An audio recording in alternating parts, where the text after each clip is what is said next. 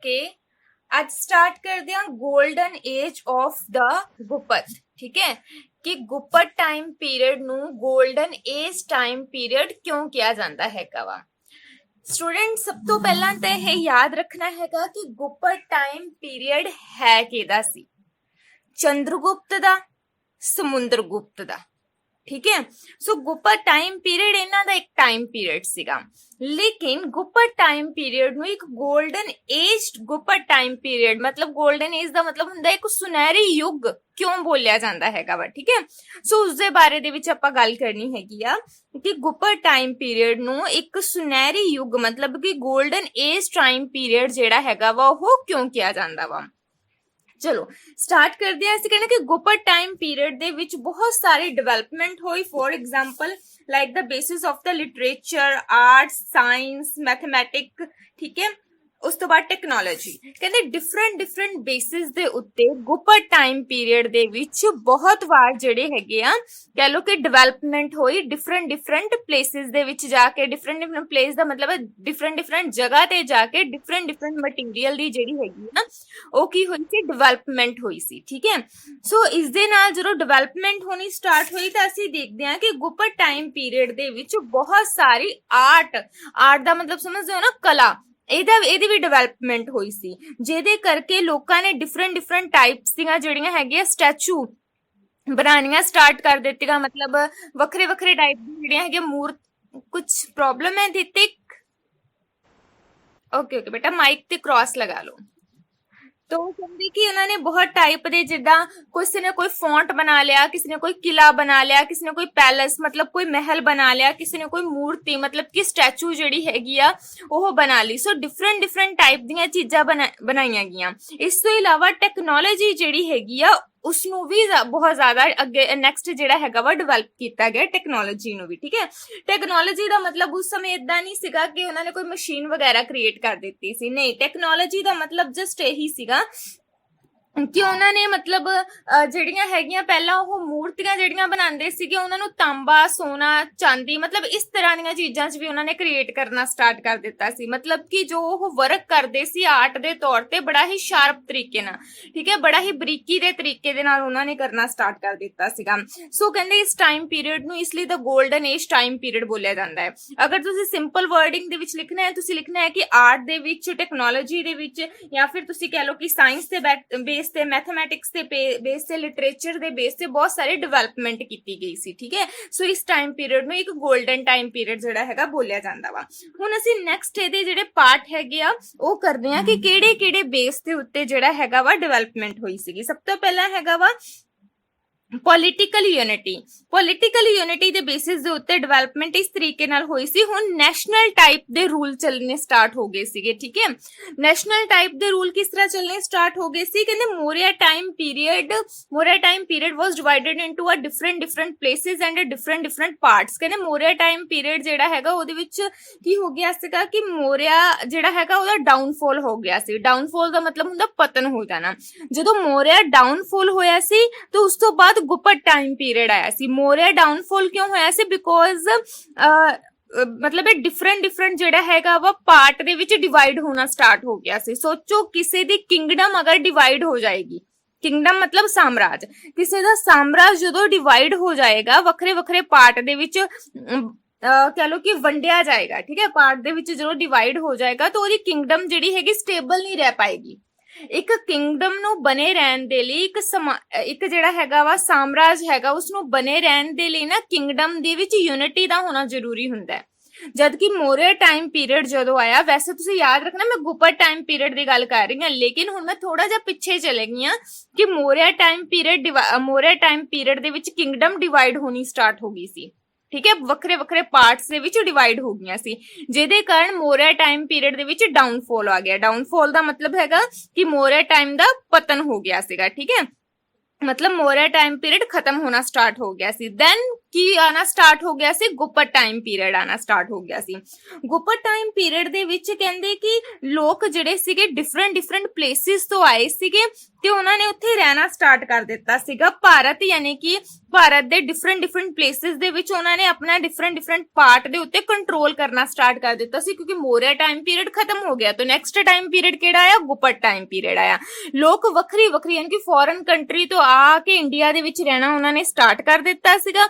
ਜਦੋਂ ਉਹਨਾਂ ਨੇ ਇੰਡੀਆ ਵਿੱਚ ਰਹਿਣਾ ਆਣ ਕੇ ਸਟਾਰਟ ਕੀਤਾ ਤਾਂ ਤੁਸੀਂ ਮੰਨ ਕੇ ਚੱਲੋ ਵੱਖਰੇ ਪਾਰਟਸ ਦੇ ਉੱਤੇ ਇੰਡੀਆ ਦੇ ਉੱਤੇ ਉਹਨਾਂ ਨੇ ਆਪਣਾ ਕੰਟਰੋਲ ਕਰ ਲਿਆ ਸੀਗਾ, ਜਿਹਦੇ ਕਾਰਨ ਕਹਿੰਦੇ ਸਿਚੁਏਸ਼ਨ ਜਿਹੜੀ ਹੈਗੀ ਆ ਖਰਾਬ ਹੋਣੀ ਸਟਾਰਟ ਹੋ ਗਈ ਸੀ। ਸਿਚੁਏਸ਼ਨ ਖਰਾਬ ਇਸ ਤਰ੍ਹਾਂ ਹੋਣੀ ਸਟਾਰਟ ਹੋ ਗਈ ਸੀ, ਮੌਰਿਆ ਦੇ ਲਈ ਖਰਾਬ ਹੋਣੀ ਸਟਾਰਟ ਹੋ ਗਈ ਸੀ, ਕਿਉਂਕਿ ਮੌਰਿਆ ਹੁਣ ਟੋਟਲੀ ਜਿਹੜਾ ਹੈਗਾ ਵਾ ਡਿਸਟਰੋਏ ਹੋ ਗਿਆ ਸੀ, ਖਤਮ ਹੋ ਗਿਆ ਸੀ, ਕਿਉਂਕਿ ਗੁਪਤ ਟਾਈਮ ਪੀਰੀਅਡ ਆ ਗਿਆ ਸੀਗਾ। ਕਹਿੰਦੇ ਗੁਪਤ ਟਾਈਮ ਪੀਰੀਅਡ ਦੇ ਜਿਹੜੇ ਇੰਪੋਰਟੈਂਟ ਰੂਲਰ ਨੇ ਉਹਨਾਂ ਦਾ ਨਾਮ ਹੈਗਾ ਸਮੁੰਦਰਗੁਪਤ ਤੇ ਚੰਦਰਗੁਪਤ। ਕਹਿੰਦੇ ਸਮੁੰਦਰਗੁਪਤ ਤੇ ਚੰਦਰਗੁਪਤ ਨੇ ਇੱਕ ਸਟਰੋਂਗ ਕਿੰਗਡਮ ਜਿਹੜੀ ਹੈਗੀ ਆ ਕ੍ਰੀਏਟ ਕਰ ਦਿੱਤੀ ਸੀਗੀ, ਠੀਕ ਹੈ, ਕਿਉਂਕਿ ਮੌਰਿਆ ਟਾਈਮ ਪੀਰੀਅਡ ਖਤਮ ਹੋ ਗਿਆ, ਗੁਪਤ ਟਾਈਮ ਪੀਰੀਅਡ ਆ ਗਿਆ। ਤੇ ਗੁਪਤ ਟਾਈਮ ਪੀਰੀਅਡ ਦੇ ਜਿਹੜੇ ਰਾਜੇ ਮਹਾਰਾਜੇ ਜਿਸਨੂੰ ਅਸੀਂ ਬੋਲਦੇ ਆ ਕਿੰਗ ਬੋਲ ਦਿੰਦੇ ਆ, ਮਹਾਰਾਜ ਬੋਲ ਦਿੰਦੇ ਆ, the name is Chandragupta and Samudragupta. ਕਹਿੰਦੇ ਚੰਦਰਗੁਪਤ ਤੇ ਸਮੁੰਦਰਗੁਪਤ ਦੇ ਕੰਟਰੋਲ ਦੇ ਅੰਡਰ ਜਿਹੜੀ ਕਿੰਗਡਮ ਹੈਗੀ ਆ ਬਹੁਤ ਜ਼ਿਆਦਾ ਸਟਰੋਂਗ ਬਣ ਗਈ ਸੀਗੀ, ਠੀਕ ਹੈ ਬੇਟਾ। ਸੋ ਕਹਿੰਦੇ ਇਸ ਤਰ੍ਹਾਂ ਅਸੀਂ ਦੇਖਦੇ ਹਾਂ ਕਿ ਇੱਕ ਜਿਹੜਾ ਹੈਗਾ ਵਾ ਨਿਊ ਟਾਈਮ ਪੀਰੀਅਡ ਜਿਹੜਾ ਹੈਗਾ ਵਾ ਉਹ ਸਟਾਰਟ ਹੋ ਗਿਆ ਸੀ। ਕਿਹਦਾ ਨਿਊ ਟਾਈਮ ਪੀਰੀਅਡ ਸਟਾਰਟ ਹੋਇਆ ਸੀ, ਗੁਪਤ ਦਾ ਨਿਊ ਟਾਈਮ ਪੀਰੀਅਡ ਸਟਾਰਟ ਹੋਇਆ ਸੀ, ਠੀਕ ਹੈ। ਹੁਣ ਤੁਸੀਂ ਇਹ ਵੀ ਡਿਫਰੈਂਸ ਕਰਨਾ ਹੈ ਕਿ ਮੌਰਿਆ ਟਾਈਮ ਪੀਰੀਅਡ ਦੇ ਵਿੱਚ ਇਸ ਤਰ੍ਹਾਂ ਦਾ ਕੀ ਸੀ ਕਿ ਮੌਰਿਆ ਟਾਈਮ ਪੀਰੀਅਡ ਜਿਹੜਾ ਹੈਗਾ ਉਹਦੇ ਵਿੱਚ ਡਾਊਨਫਾਲ ਆ ਗਏ ਸੀ, ਤੇ ਗੁਪਤ ਟਾਈਮ ਪੀਰੀਅਡ ਜਿਹੜਾ ਸੀਗਾ ਉਹ ਮਤਲਬ ਜਿਹੜਾ ਹੈਗਾ ਇਨਕਰੀਜ਼ ਮਤਲਬ ਵਧਣਾ ਸਟਾਰਟ ਹੋ ਗਿਆ ਸੀ। ਤੇ ਯਾਦ ਰੱਖਣਾ ਮੌਰਿਆ ਟਾਈਮ ਪੀਰੀਅਡ ਦੇ ਵਿੱਚ ਆਪਾਂ ਕੀਤਾ ਸੀਗਾ, ਅੱਛਾ ਤੁਸੀਂ ਦੱਸ ਦਿਓ ਕਿ ਮੌਰਿਆ ਟਾਈਮ ਪੀਰੀਅਡ ਦੇ ਵਿੱਚ ਆਪਾਂ ਕਿਹਦੀ ਇੱਕ ਲਾਸਟ ਫਾਈਟ ਕੀਤੀ ਸੀ ਜਿਸਨੇ ਉਸ ਤੋਂ ਬਾਅਦ ਲੜਨਾ ਬੰਦ ਕਰ ਦਿੱਤਾ ਸੀ? ਗੰਗਾ ਦੀ ਲੜਾਈ ਕਿਹਨੇ ਲੜੀ ਸੀ? ਅਸ਼ੋਕ ਨੇ ਲੜੀ ਸੀਗੀ, ਜਿਹਦੇ ਕਰਕੇ ਮੌਰਿਆ ਟਾਈਮ ਪੀਰੀਅਡ ਖਤਮ ਹੋ ਗਿਆ ਸੀ। ਕੌਣ ਸਟਾਰਟ ਹੋ ਗਿਆ ਸਾਡਾ ਇੱਥੇ ਆਣ ਕੇ ਇੱਕ ਨਵਾਂ ਟਾਈਮ ਪੀਰੀਅਡ, ਗੁਪਤ ਟਾਈਮ ਪੀਰੀਅਡ, ਠੀਕ ਹੈ। ਗੁਪਤ ਟਾਈਮ ਪੀਰੀਅਡ ਦੇ ਰਾਜਿਆਂ ਦੇ ਨਾਮ ਕੀ ਹੈਗੇ ਆ, ਚੰਦਰਗੁਪਤ ਤੇ ਸਮੁੰਦਰਗੁਪਤ, ਜਿਨ੍ਹਾਂ ਦੇ ਕੰਟਰੋਲ ਦੇ ਅੰਡਰ ਜਿਹੜਾ ਗੁਪਤ ਟਾਈਮ ਪੀਰੀਅਡ ਹੈਗਾ ਵਾ ਇਨਕਰੀਜ਼ ਹੋਣਾ ਸਟਾਰਟ ਹੋ ਗਿਆ ਸੀ, ਵਧਣਾ ਸਟਾਰਟ ਹੋ ਗਿਆ ਸੀ, ਉਹਦੀ ਡਿਵੈਲਪਮੈਂਟ ਹੋਣੀ ਸਟਾਰਟ ਹੋ ਗਈ ਸੀ, ਬਿਕੋਜ਼ ਦੋਨੇ ਹੀ ਪਰਸਨ ਨੇ ਆਪਣੀ ਕਿੰਗਡਮ ਨੂੰ ਸਟਰੋਂਗ ਕਰਨ ਦੇ ਲਈ ਬਹੁਤ ਜ਼ਿਆਦਾ ਜਿਹੜੇ ਹੈਗੇ ਆ ਕੰਮ ਕੀਤੇ ਸੀ। ਉਸ ਤੋਂ ਬਾਅਦ ਗੁੱਡ ਐਡਮਿਨਿਸਟ੍ਰੇਸ਼ਨ, ਕਹਿੰਦੇ ਉਹਨਾਂ ਦਾ ਐਡਮਿਨਿਸਟ੍ਰੇਸ਼ਨ ਬਹੁਤ ਜ਼ਿਆਦਾ ਅੱਛਾ ਸੀਗਾ। ਐਡਮਿਨਿਸਟ੍ਰੇਸ਼ਨ ਦਾ ਗੁੱਡ ਹੋਣ ਦਾ ਮਤਲਬ ਹੈਗਾ ਕਿ ਉਹਦੀ ਐਡਮਿਨਿਸਟ੍ਰੇਸ਼ਨ ਦੇ ਵਿੱਚ ਜਿਹੜੀ ਸਾਡੇ ਇੱਥੇ ਲਿਖਿਆ ਹੋਗਾ ਪ੍ਰਜਾ, ਠੀਕ ਹੈ, ਪੰਜਾਬੀ ਮੀਡੀਅਮ ਦੇ ਵਿੱਚ, ਤੇ ਅਸੀਂ ਲਿਖਾਂਗੇ ਉਹਨੂੰ ਸਬਜੈਕਟ ਇੰਗਲਿਸ਼ ਮੀਡੀਅਮ ਦੇ ਵਿੱਚ। ਤਾਂ ਉਹ ਕਹਿੰਦੇ ਕਿ ਜਿਹੜੇ ਉੱਥੋਂ ਦੇ ਸਬਜੈਕਟ ਸੀਗੇ, ਜਿਹੜੇ ਉੱਥੋਂ ਦੀ ਪ੍ਰਜਾ ਸੀ, ਪ੍ਰਜਾ ਦੀ ਫੈਸਿਲਿਟੀ ਦੇ ਲਈ ਬਹੁਤ ਸਾਰੇ ਕੰਮ ਕੀਤੇ ਗਏ ਸੀਗੇ। ਫੋਰ ਐਗਜ਼ਾਮਪਲ ਦੇ ਤੌਰ ਤੇ ਅਗਰ ਹਾਰਵੈਸਟਿੰਗ ਦੇ ਲਈ ਚਾਹੀਦਾ ਤਾਂ ਉਹਨਾਂ ਦੇ ਲਈ ਇੱਕ, ਮੈਂ ਤੁਹਾਨੂੰ ਕੱਲ ਵੀ ਬੋਲਿਆ ਸੀ, ਇੱਕ ਲੇਕ ਦਾ ਨਾਮ ਬੋਲਿਆ ਸੀ, ਯਾਦ ਹੈਗਾ ਕੀ ਲੇਕ ਦਾ ਨਾਮ ਸੀਗਾ? ਲੇਕ ਮਤਲਬ ਝੀਲ ਬਣਵਾਈ ਸੀ ਨਾ, ਠੀਕ ਹੈ ਬੇਟਾ, ਬਹੁਤ ਅੱਛਾ ਸੀ। ਸੁਦਰਸ਼ਨ ਝੀਲ ਜਿਹੜੀ ਸੀਗੀ ਬਣਾਈ ਸੀ। ਇਹਦਾ ਮਤਲਬ ਕੀ ਹੈ, ਗੁਪਤ ਟਾਈਮ ਪੀਰੀਅਡ ਦੇ ਵਿੱਚ ਲੋਕਾਂ ਦੀ ਫੈਸਿਲਿਟੀ ਦੇ ਲਈ ਉਹਨਾਂ ਦੀ ਹਾਰਵੈਸਟਿੰਗ ਅਗਰ ਉਹ ਕਰ ਰਹੇ ਹੈਗੇ ਆ, ਮਤਲਬ ਸਿੰਚਾਈ ਕਰ ਰਹੇ ਆ, ਪਾਣੀ ਦੀ ਜ਼ਰੂਰਤ ਹੈ, ਤਾਂ ਸੁਦਰਸ਼ਨ ਝੀਲ ਜਿਹੜੀ ਹੈਗੀ ਆ ਬਣਾ ਦਿੱਤੀ ਸੀ। ਇਸ ਤੋਂ ਇਲਾਵਾ ਗੁਪਤ ਟਾਈਮ ਪੀਰੀਅਡ ਦੇ ਜਿਹੜੇ ਰਾਜੇ ਮਹਾਰਾਜੇ ਹੁੰਦੇ ਸੀ ਉਹਨਾਂ ਨੂੰ ਜਸਟੀਫਿਕੇਸ਼ਨ ਬਹੁਤ ਪਸੰਦ ਸੀਗੀ। ਜਸਟੀਫਿਕੇਸ਼ਨ ਮਤਲਬ ਨਿਆਂ ਦੀ ਜੋ ਨੀਤੀ ਹੁੰਦੀ ਉਹ ਬਹੁਤ ਪਸੰਦ ਸੀ। ਸੋ ਹਰੇਕ ਦੇ ਨਾਲ ਜਸਟਿਸ ਕਰਦੇ ਸੀਗੇ।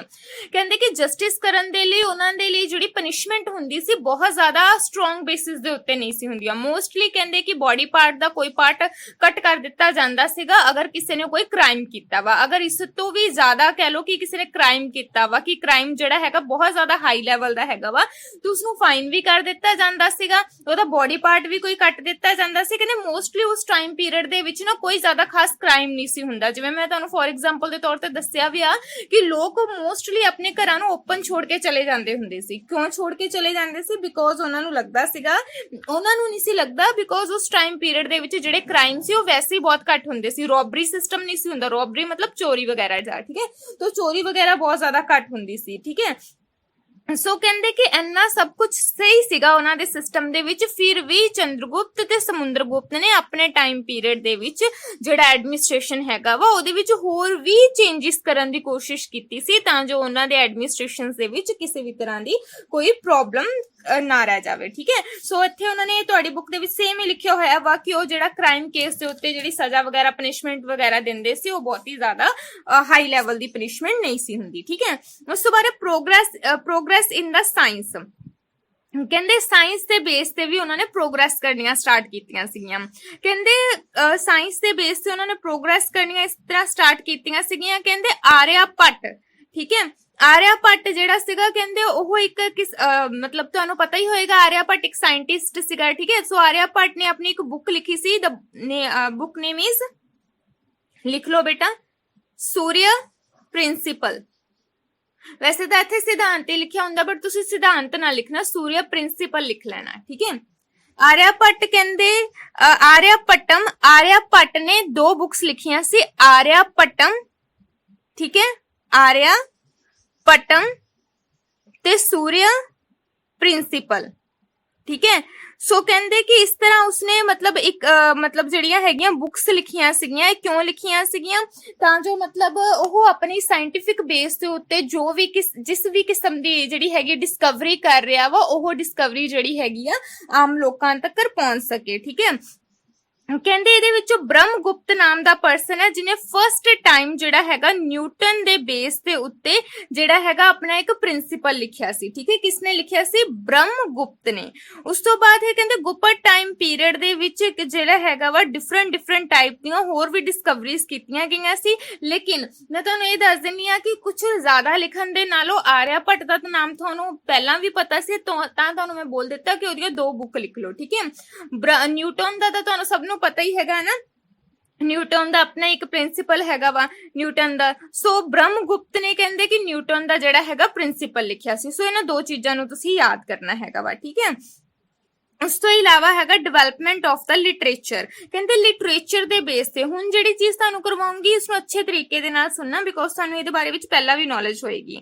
ਸੋ ਕਹਿੰਦੇ ਕਿ development of the literature, Kalidas ਦਾ ਨਾਮ ਸੁਣਿਆ? ਚਲੋ ਮੋਸਟਲੀ ਵੈਸੇ ਕਾਲੀਦਾਸ ਦਾ ਨਾਮ ਸੁਣਿਆ ਹੀ ਹੁੰਦਾ ਵਾ। ਕਾਲੀਦਾਸ ਦੇ ਬੇਸ ਤੇ ਮੈਂ ਤੁਹਾਨੂੰ ਇੱਕ ਛੋਟੀ ਜਿਹੀ ਸਟੋਰੀ ਸੁਣਾਉਣੀ ਆ, ਤੁਹਾਡੀ ਬੁੱਕ 'ਚ ਨਹੀਂ ਹੁੰਦੀ ਹੈਗੀ, ਵੈਸੇ ਹੀ ਸੁਣਾ ਰਹੀ ਹੈਗੀ ਤੁਹਾਡੀ ਜਨਰਲ ਨੌਲੇਜ ਦੇ ਲਈ।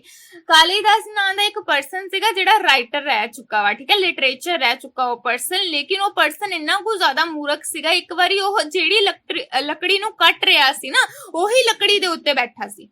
ਸੋਚੋ ਕਿੰਨੀ ਮੂਰਖਤਾਪੂਰਨ ਗੱਲ ਹੈ, ਤੁਸੀਂ ਇੱਕ ਦਰਖਤ ਤੇ ਚੜੇ ਹੈਗੇ ਹੋ ਤੇ ਜਿਹੜੀ ਲੱਕੜੀ ਦੇ ਉੱਤੇ ਤੁਸੀਂ ਬੈਠੇ ਹੈਗੇ ਹੋ ਤੁਸੀਂ ਉਸ ਨੂੰ ਹੀ ਲੱਕੜੀ ਨੂੰ ਕੱਟ ਰਹੇ ਹੈਗੇ ਹੋ। ਇਹ ਦੇਖ ਕੇ ਉਹਦੀ ਵਾਈਫ ਨੇ ਸੋਚਿਆ ਕਿ ਨਹੀਂ, ਇਹ ਬੰਦੇ ਦਾ ਕੁਝ ਨਹੀਂ ਹੋ ਸਕਦਾ ਹੈਗਾ, ਮਤਲਬ ਇਹਨੂੰ ਇੰਨਾ ਹੀ ਨਹੀਂ ਪਤਾ ਲੱਗ ਰਿਹਾ ਹੈਗਾ ਕਿ ਕਿਸ ਜਗ੍ਹਾ ਦੇ ਉੱਤੇ ਬੈਠ ਰਿਹਾ ਹੈ ਤੇ ਕਿਸ ਨੂੰ ਕੱਟ ਰਿਹਾ ਹੈ, ਮਤਲਬ ਖੁਦ ਵੀ ਤਾਂ ਨਾਲ ਹੀ ਗਿਰੇਗਾ ਨਾ।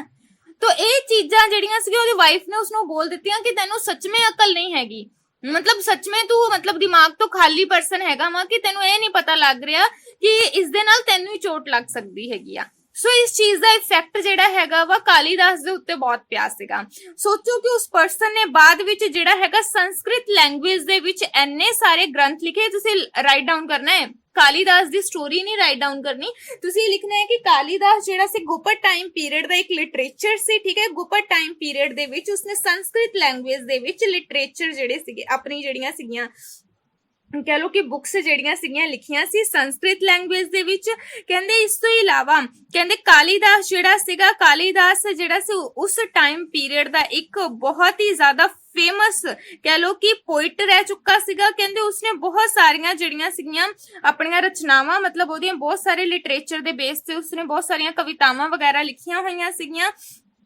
ਕਹਿੰਦੇ ਜਿਨ੍ਹਾਂ ਦੇ ਵਿੱਚ ਉਹਦੀ ਪ੍ਰਸਿੱਧ ਹੈਗੀਆਂ ਨੇ, ਹੁਣ ਤੁਸੀਂ ਰਾਈਟ ਡਾਊਨ ਕਰ ਲਓ, ਅਕਸਰ ਆ ਜਾਂਦਾ ਸ਼ਾਰਟ ਆਨਸਰ ਟਾਈਪ ਕੁਐਸਚਨ ਦੇ ਵਿੱਚ ਕਾਲੀਦਾਸ ਦੀਆਂ ਬੁੱਕਸ ਕਿਹੜੀਆਂ ਸੀਗੀਆਂ। ਠੀਕ ਹੈ, ਸੋ ਇਹਨਾਂ ਨੂੰ ਤੁਸੀਂ ਇੱਕ ਕਿਸਮ ਦੀਆਂ ਬੁੱਕਸ ਦੇ ਤੌਰ ਤੇ ਲਿਖਣਾ ਹੈਗਾ ਵਾ, ਕਿਉਂਕਿ ਚਾਹੇ ਤੁਸੀਂ ਕਹਿ ਲਓ ਕਿ ਕਵਿਤਾ ਵਾ, ਚਾਹੇ ਤੁਸੀਂ ਕਹਿ ਲਓ ਕਿ ਸਟੋਰੀ ਹੈ, ਲਿਖੀ ਤਾਂ ਉਹਨੇ ਬੁੱਕ ਵਿੱਚ ਹੀ ਹੈ ਨਾ, ਕਿਸੇ ਦੀਵਾਰ ਤੇ ਤਾਂ ਨਹੀਂ ਛਾਪ ਦਿੱਤੀ। तो अगर ਤੁਹਾਨੂੰ क्वेश्चन आंदा है कि write down the Kalidas books, तो इस ਨੂੰ ਤੁਸੀਂ ਲਿਖਣਾ ਹੈਗਾ ਵਾ, ਰਾਈਟ ਡਾਊਨ ਕਰ ਲਓ, ਤੁਹਾਡੇ ਕੋਲ ਬਾਅਦ ਵਿੱਚ ਪੁੱਛਿਆ ਜਾਣਾ ਹੈਗਾ ਵਾ। ਕਾਲੀਦਾਸ ਦੀਆਂ ਬੁੱਕਸ ਹੈਗੀਆਂ ਨੇ ਬੇਟਾ ਸ਼ਕੁੰਤਲਾ, ਠੀਕ ਹੈ, ਸ਼ਕੁੰਤਲਾ, ਮੇਘਦੂਤ, ਸ਼ਕੁੰਤਲਾ, ਮੇਘਦੂਤ, रघुवंश, शकुंतला, मेघदूत, रघुवंश, ऋतु सहार, ऋतु सहार, ऋतु जिदा नाम हुंदा ऋतु सहार, विकर, मोर, वशी। ये नाम कट्ठा है, मैं कला कला नाम बोले, स्पेलिंग अच्छे तरीके दे नाल लिखो आसानगे तुहाडे कोल। विकर, मोर, विकर, मोर, वशी। ठीक है, कहंदे एक किस्म दी फेमस बुक्स हैगियां ने। कहंदे इस तो इलावा तुहानू कुछ अच्छियां अच्छियां बुक्स लिखा दिंदे आ। विष्णु शर्मा, कहंदे विष्णु शर्मा जिहड़ा हैगा उसदे द्वारा भी बुक जिहड़ी हैगी राइट डाउन कीती गई सीगी, जिन्हां दे विच मोस्टली जिहड़ियां सीगियां स्टोरीज हुंदियां सी, कहानियां हुंदियां सी। उन्हां दी बुक दा नाम हैगा बेटा पंचतंत्र। विष्णु शर्मा, विष्णु शर्मा, ठीक है, उन्हां दे द्वारा यानी कि जिहड़ी बुक राइट डाउन कीती गई है, द नेम इज पंचतंत्र। ठीक है, कहंदे इस टाइम पीरियड दे विच एक बोधी ਸਾਹਿਤ ਵੀ ਲਿਖਿਆ ਗਿਆ ਸੀ, ਯਾਨੀ ਕਿ ਬੋਧੀ ਲਿਟਰੇਚਰ, ਬੁੱਧਿਜ਼ਮ ਦਾ ਇੱਕ ਲਿਟਰੇਚਰ ਵੀ ਲਿਖਿਆ ਗਿਆ ਸੀ। ਕਹਿੰਦੇ ਲਿਖਿਆ ਗਿਆ ਸੀਗਾ ਇੱਕ ਲੈਂਗੁਏਜ ਦੇ ਵਿੱਚ, ਦ ਲੈਂਗੁਏਜ ਨੇਮ ਇਜ਼ ਪਾਲੀ। ਠੀਕ ਹੈ, ਤੁਸੀਂ ਲਿਖਣਾ ਹੈ ਕਿ ਬੁੱਧਿਜ਼ਮ ਦਾ ਇੱਕ ਲਿਟਰੇਚਰ ਲਿਖਿਆ ਗਿਆ ਸੀ ਤੇ ਕਿਸ ਲੈਂਗੁਏਜ ਦੇ ਵਿੱਚ ਲਿਖਿਆ ਗਿਆ ਸੀ? ਪਾਲੀ। ਪਾਲੀ ਇੱਕ ਲੈਂਗੁਏਜ ਹੈ, ਜਿੱਦਾਂ ਸਾਡੀ ਪੰਜਾਬੀ ਹੁੰਦੀ ਹੈ, ਹਿੰਦੀ ਹੁੰਦੀ ਹੈ, ਇੰਗਲਿਸ਼ ਹੁੰਦੀ ਹੈ, ਇਸੇ ਤਰ੍ਹਾਂ ਬੁੱਧਿਜ਼ਮ ਦੀ ਜਿਹੜੀ ਲੈਂਗੁਏਜ ਹੈ, ਸ਼ਾਰਟ ਆਨਸਰ ਟਾਈਪ ਕੁਐਸਚਨ ਦੇ ਵਿੱਚ ਵੀ ਆ ਸਕਦਾ ਹੈ ਕਿ ਬੁੱਧਿਜ਼ਮ ਦੇ ਟਾਈਮ ਪੀਰੀਅਡ ਦੇ ਵਿੱਚ ਕਿਹੜੀ ਲੈਂਗੁਏਜ ਯੂਜ਼ ਕੀਤੀ ਜਾਂਦੀ ਸੀ, and the language name is Pali. ਠੀਕ ਹੈ, ਕਹਿੰਦੇ ਦੱਖਣ ਦੇ ਵਿੱਚ ਵੀ ਲਿਟਰੇਚਰ ਲਿਖੇ ਜਾਂਦੇ ਸੀ, ਬਟ ਕਿਹੜੀ ਲੈਂਗੁਏਜ ਦੇ ਵਿੱਚ? ਤਮਿਲ। ਠੀਕ ਹੈ, ਦੱਖਣ ਦਾ ਮਤਲਬ ਸਮਝਦੇ ਹੋ ਨਾ, ਸਾਊਥ ਟਾਈਮ ਪੀਰੀਅਡ, ਸਾਊਥ ਦੇ ਵਿੱਚ ਕੁਝ ਲਿਟਰੇਚਰ ਲਿਖੇ ਜਾਂਦੇ ਸੀ। ਸਾਊਥ ਦਾ ਤਾਂ ਸਾਨੂੰ ਵੈਸੇ ਹੀ ਪਤਾ ਹੁੰਦਾ, ਸਾਊਥ ਦੇ ਵਿੱਚ ਰਹਿੰਦੇ ਹੀ ਤਮਿਲ ਲੋਕ ਆ, ਆਪਾਂ ਤਮਿਲ ਮੂਵੀਜ਼ ਦੇਖਦੇ ਹੈਗੇ ਆ ਨਾ, तो साउथ ਦੇ ਵਿੱਚ ਕੌਣ ਰਹਿੰਦਾ ਹੈ? ਤਮਿਲ ਲੋਕ ਰਹਿੰਦੇ ਨੇ। तो ਕਿਹੜੀ ਲੈਂਗੁਏਜ ਦੇ ਵਿੱਚ ਉਹਨਾਂ ਦੇ ਲਿਟਰੇਚਰ ਲਿਖਿਆ ਜਾਏਗਾ? ਤਮਿਲ ਲੈਂਗੁਏਜ ਦੇ ਵਿੱਚ ਲਿਖਿਆ ਜਾਏਗਾ। ਸੋ ਇਹਨਾਂ ਨੂੰ ਤੁਸੀਂ ਰਾਈਟ ਅੱਛੇ ਤਰੀਕੇ ਨਾਲ ਯਾਦ ਕਰ ਲੈਣਾ ਹੈਗਾ। ਉਸ ਤੋਂ ਬਾਅਦ progress in trade and commerce. ਠੀਕ ਹੈ, ਕਹਿੰਦੇ ਵਪਾਰ ਵਣਜ ਦੇ ਵਿੱਚ ਉਨਤੀ। ਹੁਣ ਤੁਸੀਂ ਦੇਖੋ, ਇੱਕ ਵਾਰੀ ਦੁਬਾਰਾ ਆਪਾਂ ਕੁਐਸਚਨ ਦੇ ਉੱਤੇ ਜਾਣੇ ਹੈਗੇ ਆ। ਮੈਂ ਤੁਹਾਨੂੰ ਇਹ ਚੀਜ਼ ਬੋਲੀ ਸੀ ਕਿ ਆਪਾਂ ਜਿਹੜਾ ਕੁਐਸਚਨ ਕਰ ਰਹੇ ਹੈਗੇ ਆ, ਕੁਐਸਚਨ ਦਾ ਨਾਮ ਹੈਗਾ ਵਾ ਕਿ ਗੁਪਤ ਟਾਈਮ ਪੀਰੀਅਡ ਨੂੰ ਇੱਕ 골ਡਨ ਏਜ ਕਿਉਂ ਬੋਲਿਆ ਜਾਂਦਾ ਹੈ। ਤੁਸੀਂ ਹੁਣ ਖੁਦ ਹੀ ਦਿਮਾਗ ਦੇ ਨਾਲ ਇਹ ਚੀਜ਼ ਸੋਚੋ ਕਿ ਪੁਰਾਣੇ ਟਾਈਮ ਪੀਰੀਅਡ ਦੇ ਵਿੱਚ ਇਹਨੂੰ 골ਡਨ ਏਜ ਇਸ ਲਈ ਬੋਲ ਦਿੱਤਾ ਗਿਆ ਕਿਉਂਕਿ ਪੋਲੀਟੀਕਲ ਇਫੈਕਟ ਆ ਗਿਆ ਸੀਗਾ, ਲੋਕਾਂ ਨੂੰ ਪੋਲਿਟਿਕਸ ਸਮਝ ਨਹੀਂ ਆਣੀ ਸਟਾਰਟ ਹੋ ਗਈ ਸੀ। ਹੁਣ ਤੁਸੀਂ ਦੇਖੋ ਪੋਲਿਟਿਕਸ ਕਿੱਦਾਂ ਆਣੀ ਸਟਾਰਟ ਹੋ ਗਈ ਸੀ। ਮੈਂ ਸ਼ੁਰੂ ਵਿੱਚ ਬੋਲਿਆ ਕਿ ਮੌਰਿਆ ਟਾਈਮ ਪੀਰੀਅਡ ਖਤਮ, ਦੋ ਨਵੇਂ ਰਾਜੇ ਆ ਗਏ। ਕਿਹੜੇ ਕਿਹੜੇ? ਚੰਦਰਗੁਪਤ ਤੇ ਸਮੁੰਦਰਗੁਪਤ। ਹੁੰਦਾ ਟਾਈਮ ਪੀਰੀਅਡ ਵੀ ਪੋਲਿਟਿਕਸ ਦਾ ਏਦਾਂ ਦਾ ਹੀ ਹੁੰਦਾ ਨਾ ਕਿ ਜਿੱਦਾਂ ਹੀ ਇੱਕ ਬੰਦਾ ਜਾਂਦਾ ਵਾ ਨਵੇਂ ਬੰਦੇ ਆ ਜਾਂਦੇ ਆ ਤੇ ਪੂਰਾ ਕੰਟਰੋਲ ਕਰਨ ਦਾ ਸੋਚਦੇ ਆ। ਦੂਜੇ ਨੰਬਰ ਤੇ ਮੈਂ ਤੁਹਾਨੂੰ ਗੱਲ ਬੋਲੀ ਸੀ, ਉਹਨੇ ਪ੍ਰਜਾ ਮਤਲਬ ਸਬਜੈਕਟ ਦੀ ਫੈਸਿਲਿਟੀ ਦੇ ਲਈ ਹਰ ਇੱਕ ਤਰ੍ਹਾਂ ਦਾ ਕੰਮ ਕੀਤਾ। ਅੱਜ ਦੇ ਟਾਈਮ ਪੀਰੀਅਡ ਦੇ ਲੋਕ ਵੀ ਇਦਾਂ ਹੀ ਕਰਦੇ ਨੇ ਸਾਡੇ ਲੀਡਰ ਕਿ ਸਾਨੂੰ ਫੈਸਿਲਿਟੀ ਦੇਣ ਦੇ ਲਈ ਹਰ ਕੋਈ ਕੰਮ ਕਰਦੇ ਆ। ਉਹਨੂੰ ਕਹਿੰਦੇ ਆ ਪੋਲੀਟੀਕਲ ਯੂਨਿਟੀ ਦਾ ਆ ਜਾਣਾ। ਇਸ ਲਈ ਕਹਿੰਦੇ ਆ ਕਿ 골ਡਨ ਏਜ ਸੀ ਕਿ ਲੋਕਾਂ ਦੀ ਹੁਣ ਸਮਝ ਆ ਨਾ ਜਿਹੜੀ ਡਿਵੈਲਪ ਹੋਣੀ ਸਟਾਰਟ ਹੋ ਗਈ ਸੀ। ਉਹਨਾਂ ਨੂੰ ਪਤਾ ਲੱਗ ਗਿਆ ਸੀ ਕਿ ਮੇਰੇ ਕੰਟਰੋਲ ਦੇ ਵਿੱਚ ਜੇ ਮੈਂ ਲੋਕਾਂ ਨੂੰ ਰੱਖੂੰਗਾ ਤੇ ਲੋਕਾਂ ਨੂੰ ਫੈਸਿਲਿਟੀ ਦੇਣੀ ਪੈਣੀ ਆ। ਲੋਕਾਂ ਨੂੰ ਇੱਕ ਕਿਸਮ ਦਾ ਕਹਿ ਲੋ ਕਿ ਕੋਈ ਨਾ ਕੋਈ ਇਸ ਤਰ੍ਹਾਂ ਦੀ ਚੀਜ਼ ਦੇਣੀ ਪੈਣੀ, ਲੋਕ ਮੇਰੀ ਕਿੰਗਡਮ ਤੋਂ, ਮੇਰੇ ਰਾਜ ਤੋਂ, ਮੇਰੇ ਸਾਮਰਾਜ ਤੋਂ ਹੈਪੀ ਰਹਿਣ ਹਮੇਸ਼ਾ। ਠੀਕ ਹੈ, ਉਸ ਤੋਂ ਬਾਅਦ ਮੈਂ ਤੁਹਾਨੂੰ ਕਰਵਾਇਆ ਕਿ ਐਡਮਿਨਿਸਟ੍ਰੇਸ਼ਨ ਬਹੁਤ ਚੰਗਾ ਸੀ, ਮਤਲਬ ਜਸਟਿਸ ਵੀ ਉਹ ਕਰਦੇ ਸੀਗੇ। तो गोल्डन एज ही होया ना कि तुसी देखो राजे महाराजा दे टाइम पीरियड दे विच जिथे वो तुहाडे उत्ते कंट्रोल कर सकदे आ, वो कंट्रोल नहीं बट तुहानू कर रहे, वो तुहानू फैसिलिटी दे रहे आ, तुहानू जस्टिस दे रहे आ। तो अपने आप ही गोल्ड टाइम पीरियड होया। उस तो बाद साइंटिफिक बेस ते भी टेक्नोलॉजी आई। ठीक है, न्यूटन दा सिद्धांत जिहड़ा हैगा वा ਉਹ ਵੀ ਜਿਹੜਾ ਹੈਗਾ ਵਾ ਮਤਲਬ ਡਿਸਕਵਰੀ ਉਹਦੀ ਵੀ ਕੀਤੀ ਗਈ। ਸੋਚੋ ਕਿ ਪੁਰਾਣੇ ਟਾਈਮ ਪੀਰੀਅਡ ਦੇ ਵਿੱਚ ਨਿਊਟਨ ਦੀ ਜਿਹੜੀ ਹੈਗੀ ਹੈ ਡਿਸਕਵਰੀ ਹੋ ਗਈ ਸੀ। 골ਡਨ ਟਾਈਮ ਪੀਰੀਅਡ ਤੋਂ ਆਪਣੇ ਆਪ ਹੋਇਆ। ਉਸ ਤੋਂ ਬਾਅਦ ਡਿਫਰੈਂਟ ਟਾਈਪ ਦੇ ਲਿਟਰੇਚਰ, ਕਾਲੀਦਾਸ ਦੀਆਂ ਬੁੱਕ ਤੁਸੀਂ ਅੱਜ ਵੀ ਪੜ੍ਹ ਲਓ, ਇੰਨੀਆਂ ਫੇਮਸ, ਇੰਨੀਆਂ ਕੁ ਜ਼ਿਆਦਾ ਅੱਛੀਆਂ ਹੈਗੀਆਂ ਨੇ। ਚਲੋ ਮੈਂ ਬਹੁਤ ਵਾਰ ਆਪਣੀ ਸਟੋਰੀ ਦੇ ਵਿੱਚ ਕੁਛ ਨਾ ਕੁਛ ਮਤਲਬ ਕਵਿਤਾ ਵਗੈਰਾ ਪਾਣੀ ਹੁੰਨੀ ਆ ਤੇ ਮੈਂ ਕਾਲੀਦਾਸ ਦੀ ਵੀ ਕੋਈ ਪਾਉਂਗੀ ਤਾਂ ਤੁਸੀਂ ਪੜ੍ਹ ਕੇ ਦੇਖਣਾ। ਬਹੁਤ ਅੱਛੀਆਂ ਅੱਛੀਆਂ ਹੁੰਦੀਆਂ ਨੇ ਉਹਨਾਂ ਦੀਆਂ ਵੀ, ਠੀਕ ਹੈ। ਸੋ ਉਸ ਤੋਂ ਬਾਅਦ ਹੈਗਾ, ਹੁਣ ਮੈਂ ਕਰ ਰਹੀ ਹਾਂ progress in trade and commerce. ਸੋਚੋ ਕਿ ਹੈਗਾ ਪੁਰਾਣਾ ਟਾਈਮ ਪੀਰੀਅਡ ਆ, ਹੈਗਾ ਗੁਪਤ ਟਾਈਮ ਪੀਰੀਅਡ ਆ, ਲੇਕਿਨ ਵਪਾਰ ਦੇ ਵਿੱਚ ਮੈਂ ਜਦੋਂ ਬੋਲਿਆ ਨਾ ਟ੍ਰੇਡ ਐਂਡ ਕਮਰਸ ਤੇ ਪੰਜਾਬੀ ਚ ਉਹਦਾ ਮਤਲਬ ਹੁੰਦਾ ਵਪਾਰ ਤੇ ਵਣਜ, ਠੀਕ ਹੈ। ਵਪਾਰ ਦੇ ਬੇਸਿਸ ਦੇ ਉੱਤੇ ਵੀ ਜਿਹੜਾ ਹੈਗਾ ਵਾ ਡਿਵੈਲਪਮੈਂਟ ਹੋ ਗਈ ਸੀਗੀ। ਮਤਲਬ ਲੋਕਾਂ ਨੂੰ ਇੰਨੀ ਸਮਝ ਵੀ ਆ ਗਈ ਸੀ ਕਿ ਮੈਂ ਆਪਣਾ ਜਿਹੜਾ ਟ੍ਰੇਡ ਹੈਗਾ, ਵਪਾਰ ਹੈਗਾ, ਮੈਂ ਕਿਹੜੇ ਕਿਹੜੇ ਪਲੇਸ ਦੇ ਉੱਤੇ ਕਰਨਾ ਵਾ, ਠੀਕ ਹੈ। ਤੇ ਹੁਣ ਕਹਿੰਦੇ ਉਹਨਾਂ ਨੇ ਕੀਤਾ ਸੀਗਾ ਵੱਡੀਆਂ ਵੱਡੀਆਂ ਜਿਹੜੀਆਂ ਹੈਗੀਆਂ ਹਾਰਬਰ ਮਾਸਟਰਸ। ਹਾਰਬਰ ਮਾਸਟਰ ਦਾ ਮਤਲਬ ਹੁੰਦਾ ਹੈ ਜਿਹਨੂੰ ਤੁਸੀਂ ਬੋਲ ਦਿੰਦੇ ਹੋ ਬੰਦਰਗਾਹਾਂ, ਬੰਦਰਗਾਹਾਂ ਬੋਲ ਦਿੰਦੇ ਹੈਗੇ ਤੁਸੀਂ ਇਸ ਨੂੰ।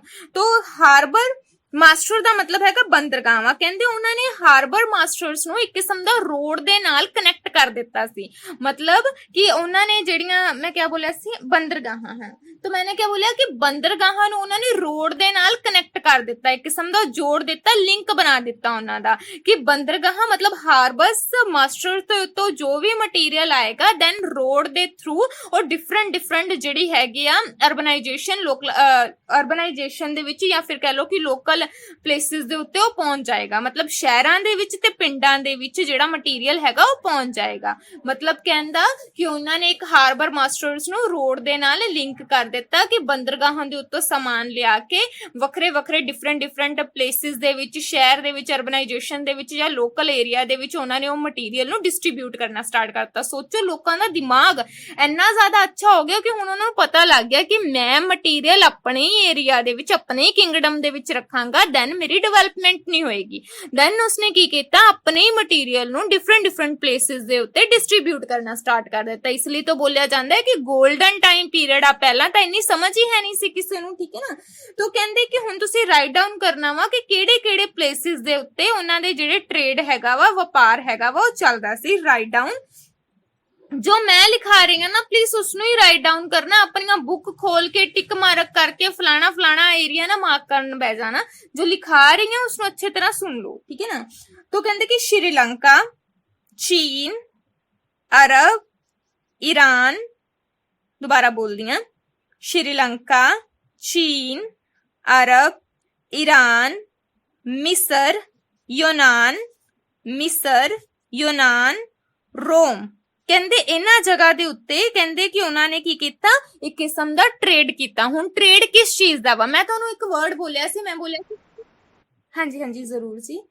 ਕਹਿੰਦੇ ਕਿ ਸ਼੍ਰੀਲੰਕਾ, ਚੀਨ, ਅਰਬ, ईरान, मिस्र, यूनान, ठीक है, रोम, सीरिया। चाहे मैं वर्ड पहला नहीं बोले बट जिन्होंने ये आसान लगते ये भी लिख सकते हो। रोम, सीरिया, यूनान, मिस्र, ठीक है बेटा।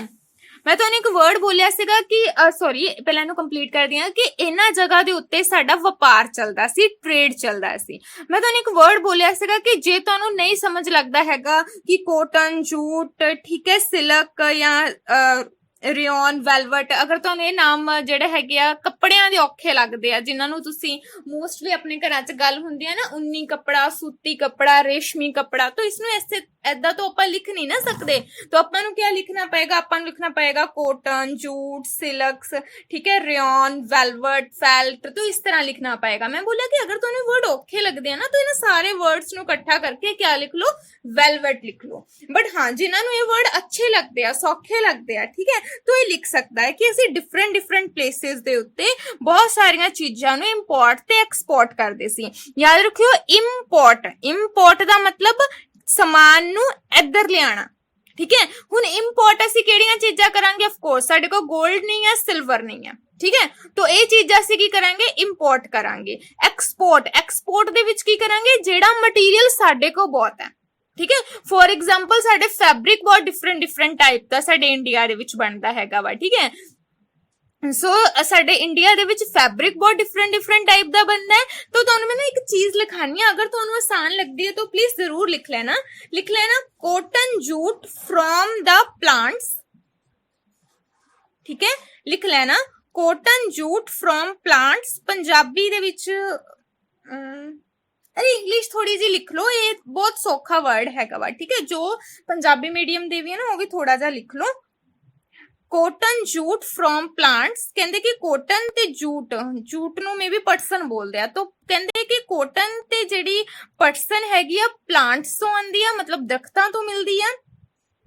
Silk from the silk warm, silk warm ਨਾਂ ਦਾ ਇੱਕ ਕੀੜਾ ਹੁੰਦਾ ਹੈ, ਠੀਕ ਹੈ, ਜੋ ਸਿਲਕ ਬਣਦੀ ਹੈਗੀ ਹੈ ਸਿਲਕ ਵਾਰਮ ਤੋਂ ਬਣਦੀ ਹੈ, ਜਿਹੜਾ ਹੈਗਾ ਕੀੜਾ ਹੁੰਦਾ ਹੈ ਸਿਲਕ ਵਾਰਮ ਦਾ, ਉਹ ਤੋਂ ਬਣਦੀ ਹੈਗੀ ਆ, ਠੀਕ ਹੈ। ਸਿੰਥੈਟਿਕ ਫੈਬਰਿਕ, ਸਿੰਥੈਟਿਕ ਫੈਬਰਿਕ ਕਹਿੰਦੇ ਕਿੱਥੋਂ ਕਿੱਥੋਂ ਬਣਦੇ ਆ, ਰਿਓਨ ਤੋਂ, ਠੀਕ ਹੈ। ਫੈਲਟ, ਫੈਲਟ ਵੀ ਇੱਕ ਕੱਪੜਾ ਹੁੰਦਾ ਹੈ, FELT, ਤੋਂ ਇੱਕ ਹੁੰਦਾ ਵੈਲਵਟ, ਠੀਕ ਹੈ। ਸੋ ਕਹਿੰਦੇ ਅਸੀਂ ਇਹ ਸਾਰੀਆਂ ਚੀਜ਼ਾਂ ਕੀ ਕਰਦੇ ਆ, ਐਕਸਪੋਰਟ ਕਰਦੇ ਆ। ਇਸ ਤੋਂ ਇਲਾਵਾ ਗਰਮ ਮਸਾਲਾ ਹੋ ਗਿਆ, ਠੀਕ ਹੈ, ਕੋਕੋਨਟ ਹੋ ਗਏ, ਮੈਡੀਸਨਸ ਹੋ ਗਈਆਂ, ਜਾਂ ਫਿਰ ਕਹਿ ਲਓ ਕਿ ਜਿਹੜੇ ਹੈਗੇ ਆ ਐਲੀਫੈਂਟ ਟੀਥ ਦੇ ਜੋ ਕਹਿ ਲਓ ਕਿ ਜੁਐਲਰੀਜ਼ ਵਗੈਰਾ ਬਣਦੀਆਂ ਨੇ, ਇਸ ਨੂੰ ਅਸੀਂ ਕੀ ਕਰਦੇ ਨੇ, ਐਕਸਪੋਰਟ ਕਰ ਦਿੰਦੇ ਆ। ਵੈਸੇ ਤੁਹਾਡੇ ਦਿਮਾਗ ਦੇ ਵਿੱਚ ਕੁਐਸਚਨ ਆਂਦਾ ਇਹ ਵਾਲਾ ਕਿ ਅਸੀਂ ਸਾਡਾ ਇੰਡੀਆ ਬਹੁਤ ਮਹਾਨ ਹੈ ਜਿਹੜਾ ਕਿ ਮੈਡੀਸਨ ਨੂੰ ਐਕਸਪੋਰਟ ਕਰਦਾ ਹੈਗਾ ਵਾ? ਕੋਈ ਦੱਸ ਸਕਦਾ ਮੈਂ ਇਹ ਚੀਜ਼ ਬੋਲੀ ਹੈਗੀ ਆ ਕਿ ਮੈਡੀਸਨ ਨੂੰ ਐਕਸਪੋਰਟ ਕਰਦੇ ਹੈਗੇ ਆ? ਰੀਸੈਂਟਲੀ ਮਤਲਬ 1-2 ਮਹੀਨਿਆਂ ਦੀ ਹੀ ਜਸਟ ਗੱਲ ਹੈਗੀ ਆ, ਅਸੀਂ ਕਿਹੜੀ ਮੈਡੀਸਨ ਐਕਸਪੋਰਟ ਕੀਤੀ ਆ ਬੱਚੇ? ਪੈਰਾਸੀਟਾਮੋਲ ਦੀਆਂ ਗੋਲੀਆਂ ਕੀਤੀਆਂ ਨੇ ਨਾ ਅਮਰੀਕਾ ਨੂੰ। ਹਾਂ, ਤੋ ਸਾਡੇ ਨਾ ਇੱਥੇ ਜੜੀ ਬੂਟੀਆਂ ਬਹੁਤ ਨੇ, ਠੀਕ ਹੈ, ਕਿਉਂਕਿ ਫੋਰੈਸਟ ਹੈਗੇ ਨੇ ਤਾਂ ਜੜੀ ਬੂਟੀਆਂ ਵੀ ਹੋਣਗੀਆਂ। ਤੋ ਇਸ ਤਰ੍ਹਾਂ ਦਾ ਮਟੀਰੀਅਲ ਜਿਹੜਾ ਹੈਗਾ ਨਾ ਸਾਡੇ ਇੱਥੇ ਬਹੁਤ ਹੈਗਾ ਵਾ, ਜਿਹਦੇ ਕਾਰਨ ਅਸੀਂ ਇਹ ਸਾਰੀਆਂ ਚੀਜ਼ਾਂ ਕੀ ਕਰ ਦਿੰਨੇ, ਐਕਸਪੋਰਟ ਕਰ ਦਿੰਨੇ ਹੈਗੇ। ਅਮਰੀਕਾ ਵਾਲਿਆਂ ਨੇ ਸਾਨੂੰ ਧਮਕੀ ਵੀ ਦਿੱਤੀ ਸੀ ਕਿ ਨਾ ਕਰਕੇ ਦੇਖਿਓ ਸਹੀ ਪੈਰਾਸੀਟਾਮੋਲ ਦੀ ਗੋਲੀ, ਕਿਉਂਕਿ ਸਾਡੇ ਇੱਥੋਂ ਦਾ ਸਾਲਟ ਹੁੰਦਾ ਨਾ ਬੜਾ ਸਟਰੋਂਗ ਹੁੰਦਾ ਹੈ ਗੋਲੀ ਦਾ। ਤੁਸੀਂ ਮੰਨ ਕੇ ਚਲੋ ਪੈਰਾਸੀਟਾਮੋਲ ਦੀ ਗੋਲੀ ਅਗਰ ਉੱਥੇ ਬਣ ਜਾਂਦੀ ਹੈ ਤਾਂ ਉਹਦਾ ਸਾਲਟ ਇੰਨਾ ਹੋਏਗਾ, ਇੰਨਾ ਕੁ ਜ਼ਰਾ ਘਟਿਆ ਹੋਏਗਾ ਕਿ ਜਿਹੜਾ ਫੀਵਰ ਸਾਨੂੰ ਮਤਲਬ 1 ਦਿਨ ਦੇ ਵਿੱਚ ਲੱਥ ਜਾਂਦਾ ਹੈ ਨਾ, ਉੱਥੇ ਸਾਨੂੰ 3 ਦਿਨਾਂ ਦੇ ਵਿੱਚ ਉਹ ਫੀਵਰ ਲੱਥੇਗਾ। ਉਹ ਸਾਲਟ ਇੰਨਾ ਜ਼ਿਆਦਾ ਕਹਿ ਲਓ ਕਿ ਨਰਮ ਟਾਈਪ ਦਾ ਹੁੰਦਾ ਹੈ, ਤੇ ਸਾਡਾ ਸਾਲਟ ਇੰਨਾ ਸਟਰੋਂਗ ਹੁੰਦਾ, ਇੱਕ ਪੈਰਾਸੀਟਾਮੋਲ ਦੀ ਗੋਲੀ ਖਾਓ ਤੁਹਾਨੂੰ ਦੁਪਹਿਰ ਤੱਕ ਬੁਖਾਰ ਠੀਕ। ਇਸ ਤਰ੍ਹਾਂ ਇਸ ਲਈ ਸਾਡੇ ਕੋਲ ਉਹਨਾਂ ਨੇ ਉਹ ਮੈਡੀਸਨ ਜਿਹੜੀਆਂ ਸੀ ਮੰਗਵਾਈਆਂ ਸੀ। ਤੁਸੀਂ ਇਹਨਾਂ ਨਾ ਸੋਚਣਾ ਮੈਡਮ ਨੇ ਬੋਲ ਦਿੱਤਾ ਕਿ ਮੈਡੀਸਨ ਮੰਗਵਾਈ ਹੈ, ਕਿਤੇ ਸਾਡਾ ਇੰਡੀਆ ਬਹੁਤ ਹੈਗਾ ਵਾ, ਬਹੁਤ ਹੈਗਾ ਫਿਰ ਵੀ ਇਹ ਬਾਕੀ ਦੇਸ਼ਾਂ ਦੇ ਨਾਲੋਂ। ਉਸ ਤੋਂ ਬਾਅਦ ਡਿਵੈਲਪਮੈਂਟ ਆਫ ਆਰਟ, ਕਹਿੰਦੇ ਆਰਟ ਦੇ ਵਿੱਚ ਕਿਹੜੀ ਕਿਹੜੀ ਡਿਵੈਲਪਮੈਂਟ ਇਹਨਾਂ ਨੇ ਕੀਤੀ। ਅਸੀਂ ਕਹਿੰਦੇ ਕਿ ਡਿਫਰੈਂਟ ਟਾਈਪ ਦੇ ਬਰਡਸ ਦੇ, ਐਨੀਮਲਸ ਦੇ ਜਾਂ ਫਿਰ ਟਰੀਜ਼ ਦੇ ਜਿਹੜੇ ਹੈਗੇ ਆ ਇਹ ਸਟੈਚੂ ਬਣਾ ਲੈਂਦੇ ਸੀਗੇ, ਠੀਕ ਹੈ। ਇਹਨਾਂ ਦੀ ਆਰਟ ਕਰਦੇ ਸੀ, ਇਹਨਾਂ ਦੀ ਡਰਾਇੰਗ ਕਰਦੇ ਸੀ, ਜਿਵੇਂ ਵਾਲਸ ਦੇ ਉੱਤੇ, ਦੀਵਾਰਾਂ ਦੇ ਉੱਤੇ, ਜਾਂ ਫਿਰ ਕਹਿ ਲਓ ਕਿ ਕੱਪ ਪਲੇਟ ਦੇ ਉੱਤੇ, ਜਾਂ ਫਿਰ ਕਹਿ ਲਓ ਕਿ ਕੋਇਨਸ ਦੇ ਉੱਤੇ ਡਿਫਰੈਂਟ ਟਾਈਪ ਦੇ ਬਰਡਸ ਬਣਾ ਲੈਣੇ, ਐਨੀਮਲਸ ਬਣਾ ਦੇਣੇ, ਟਰੀਜ਼ ਬਣਾ ਦੇਣੇ, ਆਰਟ ਕਰ ਦੇਣੀ। ਕਹਿੰਦੇ ਇਸ ਤੋਂ ਇਲਾਵਾ ਕਹਿੰਦੇ ਗੁਪਤ ਟਾਈਮ ਪੀਰੀਅਡ ਦੇ ਵਿੱਚ ਇਹ ਬਹੁਤ ਸਾਰੇ ਜਦੋਂ ਮਹਿਲ ਵਗੈਰਾ, ਪੈਲੇਸ ਵਗੈਰਾ ਵੀ ਬਣਾਉਂਦੇ ਸੀ ਨਾ, ਤੇ ਉਹਨਾਂ ਦੇ ਉੱਤੇ ਵੀ ਆਰਟ ਕੀਤੀ ਜਾਂਦੀ ਸੀ। ਆਰਟ ਦੇ ਲਈ ਗੁਪਤ ਟਾਈਮ ਪੀਰੀਅਡ ਜਿਹੜਾ ਹੈਗਾ ਬਹੁਤ ਫੇਮਸ ਸੀਗਾ। ਕਹਿੰਦੇ ਇਸ ਤੋਂ ਇਲਾਵਾ ਹੋਰ ਕੁਝ ਮਤਲਬ ਕੀ ਕੁਝ ਕ੍ਰੀਏਟ ਕੀਤਾ ਜਾਂਦਾ ਸੀ। ਅਸੀਂ ਕਹਿਣਾ ਹੈ ਕਿ ਗੋਡ ਤੇ ਗੋਡੈਸ ਦੀ ਸਟੈਚੂ, ਠੀਕ ਹੈ, ਮਤਲਬ ਕਿ ਦੇਵੀ ਦੇਵਤਿਆਂ ਦੇ ਜਿਹੜੇ ਸਟੈਚੂ ਹੈਗੇ ਆ ਉਹ ਵੀ ਬਣਾਏ ਜਾਂਦੇ ਸੀਗੇ। ਕਹਿੰਦੇ ਇਸ ਤੋਂ ਇਹ ਪਤਾ ਲੱਗਦਾ ਹੈਗਾ ਕਿ ਉਸ ਟਾਈਮ ਪੀਰੀਅਡ ਦੇ ਵਿੱਚ ਗੋਡ ਤੇ ਗੋਡੈਸ ਨੂੰ ਇੰਪੋਰਟੈਂਸ ਬਹੁਤ ਦਿੱਤੀ ਜਾਂਦੀ ਸੀਗੀ, ਠੀਕ ਹੈ। ਕਿਉਂਕਿ ਮੈਂ ਤੁਹਾਨੂੰ ਇੱਕ ਚੀਜ਼ ਬੋਲੀ ਸੀ ਨਾ ਕਿ ਗੁਪਤ ਟਾਈਮ ਪੀਰੀਅਡ ਆਇਆ ਸੀਗਾ ਤੇ ਹਿੰਦੂਇਜ਼ਮ ਦੁਬਾਰਾ ਤੋਂ ਆਣਾ ਸਟਾਰਟ ਹੋ ਗਿਆ ਸੀ। ਬੋਲਿਆ ਗਿਆ ਸੀਗਾ ਕਿ ਪਹਿਲਾਂ ਜੋ ਵੀ ਇਹਦੇ ਵਿੱਚ ਇਵਲਸ ਰਹਿ ਚੁੱਕੀਆਂ ਨੇ, ਬੁਰਾਈਆਂ ਰਹਿ ਚੁੱਕੀਆਂ ਨੇ, ਦੈਨ ਉਸ ਨੂੰ ਖਤਮ ਕੀਤਾ ਜਾਏਗਾ ਤੇ ਨਿਊ ਟਾਈਪ ਦਾ ਜਿਹੜਾ ਸਿਸਟਮ ਹੈਗਾ ਵਾ ਉਹ ਸਟਾਰਟ ਕੀਤਾ ਜਾਏਗਾ। ਤੇ ਯਾਦ ਰੱਖਣਾ ਬੱਚੇ, ਮੈਂ ਕੁਝ ਚੀਜ਼ਾਂ ਨਾ ਐਡਵਾਂਸਲੀ ਬੋਲ ਦਿੰਨੀ ਆ ਕਿ ਜਦੋਂ ਮੈਂ ਦੁਬਾਰਾ ਬੋਲਾਂ ਤੁਹਾਨੂੰ ਸਮਝ ਆ ਜਾਵੇ। ਇਹਦਾ ਮਤਲਬ ਮੈਂ ਤੁਹਾਨੂੰ ਤਾਂ ਦੱਸਿਆ ਸੀਗਾ ਕਿ ਹਿੰਦੂਇਜ਼ਮ ਦੇ ਵਿੱਚ ਗੋਡ ਤੇ ਗੋਡੈਸ ਨੂੰ ਪ੍ਰੈਫਰ ਕੀਤਾ ਜਾਂਦਾ ਸੀਗਾ। ਪਹਿਲਾਂ ਹੀ ਬੋਲਿਆ ਸੀ ਨਾ ਮੈਂ ਇਹ ਚੀਜ਼ ਕਿ ਗੋਡ ਤੇ ਗੋਡੈਸ ਦੀ ਪੂਜਾ ਕੀਤੀ ਜਾਂਦੀ ਸੀਗੀ। ਪੂਜਾ ਕੀਤੀ ਜਾਂਦੀ ਸੀ ਮਤਲਬ ਕਿ ਇਹਨਾਂ ਦੇ ਸਟੈਚੂ ਬਣਾਏ ਜਾਂਦੇ ਸੀ। ਹੁਣ ਸਟੈਚੂ ਇਹਨਾਂ ਦੇ ਕਿਸੇ ਵੀ ਤਰੀਕੇ ਦੇ ਨਾਲ, ਚਾਹੇ ਕਹਿ ਲਓ ਕਿ ਇੱਕ ਮੂਰਤੀ ਦੇ ਰੂਪ ਵਿੱਚ ਇਹਨਾਂ ਦੇ ਇੱਕ ਕਹਿ ਲਓ ਕਿ ਸਟੈਚੂ ਬਣਾ ਦਿੱਤਾ ਜਾਂਦਾ ਸੀ, ਜਾਂ ਵਾਲ ਦੇ ਉੱਤੇ ਬਣਾ ਦਿੱਤਾ ਜਾਂਦਾ ਸੀ, ਜਾਂ ਕੁਆਇਨ ਦੇ ਉੱਤੇ ਬਣਾ ਦਿੱਤਾ ਜਾਂਦਾ ਸੀਗਾ, ਠੀਕ ਹੈ। ਇਹਨਾਂ ਚੀਜ਼ਾਂ ਦੇ ਨਾਲ ਕਹਿੰਦੇ ਕਿ ਮਤਲਬ ਕਿ ਇਹਨਾਂ ਦੇ ਜਿਹੜਾ ਆਰਟ ਹੈਗਾ ਇਸ ਨੂੰ ਡਿਵੈਲਪ ਕੀਤਾ ਗਿਆ ਸੀਗਾ, ਠੀਕ ਹੈ। ਆਰਟ ਦੇ ਵਿੱਚ ਤੁਸੀਂ ਇਹ ਸਭ ਚੀਜ਼ਾਂ ਲਿਖਣੀਆਂ ਵਾ। ਉਸ ਤੋਂ ਬਾਅਦ ਰਿਵਾਈਵਲਸ ਆਫ ਦਾ ਹਿੰਦੂਇਜ਼ਮ, ਕਹਿੰਦੇ ਹਿੰਦੂ ਧਰਮ ਦੀ ਪੁਨਰ ਜਾਗ੍ਰਿਤੀ, ਰਿਵਾਈਵਲ, ਠੀਕ ਹੈ। तो कहते हिंदूइज्म ਜਿਹੜਾ ਸੀਗਾ ਦੁਬਾਰਾ ਤੋਂ ਜਿਹੜਾ ਹੈਗਾ ਸਪਰੈਡ ਹੋਣਾ ਸਟਾਰਟ ਹੋ ਗਿਆ ਸੀ। ਕਹਿੰਦੇ ਬਿਕੋਜ਼ ਸਪਰੈਡ ਕਿੱਦਾਂ ਦੁਬਾਰਾ ਹੋ ਗਿਆ ਸੀ, ਕਿਉਂਕਿ ਪਹਿਲਾਂ ਹਿੰਦੂਇਜ਼ਮ ਦੇ ਵਿੱਚ ਲੋਕ ਸੁਪਰਸਟੀਸ਼ੀਅਸ ਪਾਵਰ, ਬਲੈਕ ਮੈਜਿਕ ਦੇ ਵਿੱਚ ਬਹੁਤ ਬਿਲੀਵ ਕਰਦੇ ਸੀ। ਮੈਂ ਸ਼ਾਇਦ ਤੁਹਾਨੂੰ ਪਹਿਲਾਂ ਵੀ ਦੱਸਿਆ ਸੀਗਾ ਕਿ ਇਹਦੇ ਵਿੱਚ ਜਿਹੜੇ ਪੰਡਿਤ ਵਗੈਰਾ ਸੀ ਨਾ, ਬ੍ਰਾਹਮਣ ਜਿਹੜੇ ਸੀਗੇ, ਬ੍ਰਾਹਮਣ ਨੂੰ ਬਹੁਤ ਜ਼ਿਆਦਾ ਇੰਪੋਰਟੈਂਸ ਦਿੱਤੀ ਜਾਂਦੀ ਸੀ ਕਿ ਇਹਦੇ ਵਿੱਚ ਪੁਰਾਣੇ ਟਾਈਮ ਪੀਰੀਅਡ ਵਿੱਚ ਹਿੰਦੂਇਜ਼ਮ ਦੇ ਵਿੱਚ ਬ੍ਰਾਹਮਣ ਨੂੰ ਇੰਪੋਰਟੈਂਸ ਦਿੱਤੀ ਜਾਂਦੀ ਸੀ। ਬ੍ਰਾਹਮਣ ਲੋਕ ਕੀ ਕਰਦੇ ਸੀ, ਉਹਨਾਂ ਨੂੰ ਪਤਾ ਸੀ ਕਿ ਨਾਰਮਲ ਲੋਕਾਂ ਨੂੰ ਤਾਂ ਇੰਨੀ ਨੌਲੇਜ ਹੈ ਹੀ ਨਹੀਂ ਹੈ ਕਿਸੇ ਬੇਸ ਦੇ ਉੱਤੇ। ਸੋ ਬ੍ਰਾਹਮਣ ਆਪਣੇ ਅਕੋਰਡਿੰਗ ਨਾ ਕੋਈ ਵੀ ਮੰਤਰ, ਪੰਜਾਬੀ ਇੰਗਲਿਸ਼ ਮੰਤਰ ਹੀ ਲਿਖ ਲਿਓ, ਕੋਈ ਮਤਲਬ ਡਿਫਰੈਂਟ ਨਹੀਂ ਹੁੰਦਾ। तो ब्राह्मण ਜਿਹੜੇ ਸੀਗੇ ਆਪਣੇ ਅਕੋਰਡਿੰਗ ਕੋਈ ਵੀ ਮੰਤਰ ਬੋਲ ਕੇ ਆਪਣੇ ਅਕੋਰਡਿੰਗ ਉਸਨੂੰ ਐਕਸਪਲੇਨ ਕਰ ਦਿੰਦੇ ਸੀ, ਕਿਉਂਕਿ ਸੰਸਕ੍ਰਿਤ ਲੈਂਗੁਏਜ ਨਾਰਮਲ ਲੋਕਾਂ ਨੂੰ ਨਹੀਂ ਸਮਝ ਆਉਂਦੀ। ਠੀਕ ਹੈ ਬੇਟਾ, ਸੋ ਆਪਣੇ ਅਕੋਰਡਿੰਗ ਉਸਨੂੰ ਟਰਾਂਸਲੇਟ ਕਰ ਦਿੰਦੇ ਸੀਗੇ। ਸੋ ਇਸ ਤਰ੍ਹਾਂ ਹਿੰਦੂਇਜ਼ਮ ਦੇ ਵਿੱਚ ਇਵਲਸ ਯਾਨੀ ਕਿ ਬੁਰਾਈਆਂ ਆਣੀਆਂ ਸਟਾਰਟ ਹੋ ਗਈਆਂ ਸੀ। ਸੋ ਗੁਪਤ ਟਾਈਮ ਪੀਰੀਅਡ ਦੇ ਵਿੱਚ ਇਹਨਾਂ ਇਵਲਸ ਨੂੰ ਬਾਹਰ ਕੱਢ ਦਿੱਤਾ ਗਿਆ ਸੀ, ਇਹਨਾਂ ਬੁਰਾਈਆਂ ਨੂੰ ਬਾਹਰ ਕੱਢ ਦਿੱਤਾ ਗਿਆ ਸੀ, ਬਿਕੋਜ਼ ਗੁਪਤ ਟਾਈਮ ਪੀਰੀਅਡ ਦੇ ਵਿੱਚ ਕਾਸਟ ਸਿਸਟਮ ਨੂੰ ਬਹੁਤਾ ਜ਼ਿਆਦਾ ਪ੍ਰੈਫਰ ਨਹੀਂ ਸੀ ਕੀਤਾ ਜਾਂਦਾ। ਠੀਕ ਹੈ, ਪੁਰਾਣੇ ਟਾਈਮ ਪੀਰੀਅਡ ਦੇ ਵਿੱਚ ਕਾਸਟ ਨੂੰ ਇੰਪੋਰਟੈਂਸ ਦਿੱਤੀ ਜਾਂਦੀ ਸੀ ਤਾਂ ਪ੍ਰੋਬਲਮ ਕ੍ਰੀਏਟ ਹੋਈਆਂ। ਗੁਪਤ ਟਾਈਮ ਪੀਰੀਅਡ ਦੇ ਵਿੱਚ ਕਾਸਟ ਨੂੰ ਇੰਪੋਰਟੈਂਸ ਹੀ ਨਹੀਂ ਦਿੱਤੀ ਜਾਂਦੀ ਸੀਗੀ, ਜਿਹਦੇ ਕਾਰਨ ਗੁਪਤ ਟਾਈਮ ਪੀਰੀਅਡ ਦੇ ਵਿੱਚ ਜਦੋਂ ਬਹੁਤ ਸਾਰੀ ਹੌਲੀ ਬੁੱਕਸ ਲਿਖੀਆਂ ਗਈਆਂ, ਹੌਲੀ ਬੁੱਕ ਦਾ ਮਤਲਬ ਹੁੰਦਾ ਹੈ ਧਾਰਮਿਕ ਗ੍ਰੰਥ। ਠੀਕ ਹੈ, ਜਦੋਂ ਉਸਨੂੰ ਰਾਈਟ ਡਾਊਨ ਕੀਤਾ ਗਿਆ ਤੇ ਜੋ ਵੀ ਉਹਦੇ ਵਿੱਚ ਸੁਪਰਸਟੀਸ਼ੀਅਸ ਪਾਵਰ, ਜੋ ਵੀ ਉਹਦੇ ਵਿੱਚ ਅੰਧ ਵਿਸ਼ਵਾਸ ਵਗੈਰਾ ਸੀਗੇ, ਉਸ ਸਭ ਨੂੰ ਡਿਸਟਰੋਏ ਕਰ ਦਿੱਤਾ ਗਿਆ ਸੀ। ਠੀਕ ਹੈ, ਸੋ ਇਸ ਦਾ ਮਤਲਬ ਕੀ ਹੈ, ਰਿਵਾਈਵਲ ਆਫ ਦਾ ਹਿੰਦੂਇਜ਼ਮ, ਮਤਲਬ ਹਿੰਦੂਇਜ਼ਮ ਦੇ ਵਿੱਚ ਜਾਗ੍ਰਿਤੀ ਆ ਗਈ ਸੀ। ਠੀਕ ਹੈ, ਨੈਕਸਟ ਹੈਗਾ ਜੀ ਰਿਲੀਜੀਅਸ ਟੋਲਰੈਂਸ, ਕਹਿੰਦੇ ਧਾਰਮਿਕ ਸਹਿਨਸ਼ੀਲਤਾ। ਕਹਿੰਦੇ ਕਿ ਹਿੰਦੂਇਜ਼ਮ ਦੇ ਵਿੱਚ ਜਿਹੜਾ ਸੀਗਾ ਹੁਣ ਕੀ ਆ ਗਿਆ ਸੀ, ਟੋਲਰੈਂਸ। ਠੀਕ ਹੈ, ਟੋਲਰੈਂਸ ਦਾ ਮਤਲਬ ਹੁੰਦਾ ਵਾ ਵੈਸੇ ਤਾਂ ਟੋਲਰੈਂਸ ਦਾ ਮਤਲਬ ਇਹ ਵੀ ਹੁੰਦਾ ਹੈ ਕਿ ਸਹਿਣ ਕਰਨਾ। ਠੀਕ ਹੈ, ਜੋ ਟੋਲਰੇਟ ਦਾ ਮਤਲਬ ਹੁੰਦਾ ਸਹਿਣ ਕਰਨਾ, ਸਹਿਣ ਕਰਨਾ। ਜਦੋਂ ਟੋਲਰੈਂਸ ਬਣ ਜਾਂਦਾ ਹੈਗਾ ਨਾ ਤੇ ਇਹਦਾ ਮਤਲਬ ਬਣ ਜਾਂਦਾ ਵਾ ਸਹਿਣਸ਼ੀਲਤਾ।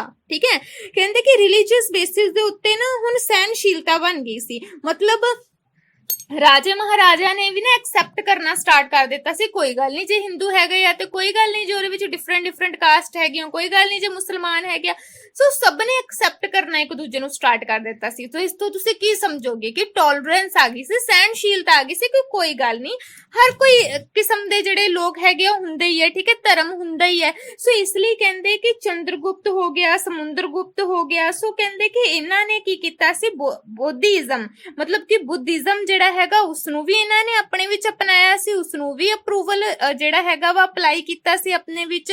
ਦੈਨ ਹਿੰਦੂਇਜ਼ਮ ਜਿਹੜਾ ਹੈਗਾ ਵਾ ਉਸਨੂੰ ਉਸਦੇ ਵਿੱਚੋਂ ਇਵਲਸ ਨੂੰ ਜਿਹੜਾ ਹੈਗਾ ਡਿਸਟਰੋਏ ਕਰ ਦਿੱਤਾ ਸੀ। ਇਵਲਸ ਨੂੰ ਜਿਹੜਾ ਹੈਗਾ, ਇਵਲ ਮਤਲਬ ਬੁਰਾਈਆਂ, ਡਿਸਟਰੋਏ ਮਤਲਬ ਖਤਮ ਕਰਨਾ, ਇਵਲਸ ਨੂੰ ਵੀ ਖਤਮ ਕਰਨਾ ਸਟਾਰਟ ਕਰ ਦਿੱਤਾ ਸੀਗਾ। ਬੁੱਧੀਜ਼ਮ ਜਿਹੜਾ ਹੈਗਾ ਉਸ ਨੂੰ ਅਪਲਾਈ ਕਰਨਾ ਸਟਾਰਟ ਕਰ ਦਿੱਤਾ ਸੀਗਾ। ਸੋ ਇਸ ਤੋਂ ਅਸੀਂ ਸਮਝਦੇ ਹਾਂ ਕਿ ਗੁਪਤ ਟਾਈਮ ਪੀਰੀਅਡ ਜਿਹੜਾ ਹੈਗਾ ਵਾ ਉਹਦੇ ਵਿੱਚ ਰਿਲੀਜੀਅਸ ਬੇਸਿਸ ਦੇ ਉੱਤੇ ਟੋਲਰੈਂਸ ਆ ਗਈ ਸੀ। ਠੀਕ ਹੈ, ਰਿਲੀਜੀਅਸ ਬੇਸਿਸ ਦੇ ਉੱਤੇ ਜਿਹੜਾ ਹੈਗਾ ਵਾ ਕਹਿ ਲੋ ਕਿ ਲੋਕਾਂ ਦੇ ਵਿੱਚ ਸਹਿਣਸ਼ੀਲਤਾ ਆ ਗਈ ਸੀ। ਉਸ ਤੋਂ ਬਾਅਦ ਹੈਗਾ ਪ੍ਰੋਗਰੈਸ ਇਨ ਦਾ ਸੋਸ਼ਲ ਫੀਲਡ। ਕਹਿੰਦੇ ਸੋਸ਼ਲ ਫੀਲਡ ਦੇ ਵਿੱਚ ਕਿਹੜੀ ਪ੍ਰੋਗਰੈਸ ਆਈ ਸੀ, ਯਾਦ ਰੱਖਣਾ ਮੈਂ ਇੱਕ ਰਾਈਟਰ ਦਾ ਹਮੇਸ਼ਾ ਨਾਮ ਲੈਣੀ ਆ, ਵੈਸੇ ਮੈਨੂੰ ਇਹ ਰਾਈਟਰ ਦਾ ਨਾਮ ਬਹੁਤ ਪਸੰਦ ਹੈ, ਫਹੀਆਨ।